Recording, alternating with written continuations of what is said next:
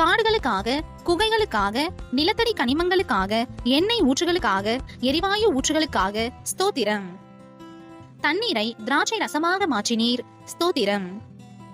பிறவி குருடர், செவிடர், ஊமையானவர்களை காணவும் கேட்கவும் பேசவும் வைத்தீர், ஸ்தோத்திரம்.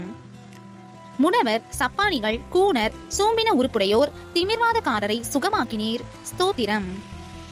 பிசாசின் வல்லமையில் பிடிபட்டிருந்தோரை விடுதலையாக்கினீர், ஸ்தோத்திரம். குஷ்டரோகிகளை சுத்தமாக்கினீர், ஸ்தோத்திரம். மரித்த லாசரு, யவீருவின் மகள், நாயின் ஒரு விதவையின் மகன் யாவரையும் உயிரோடு எழுப்பினீர், ஸ்தோத்திரம். காற்றையும் கடலையும் அமர்த்தினீர், ஸ்தோத்திரம். கடலின் மேல் நடந்தீர், ஸ்தோத்திரம்.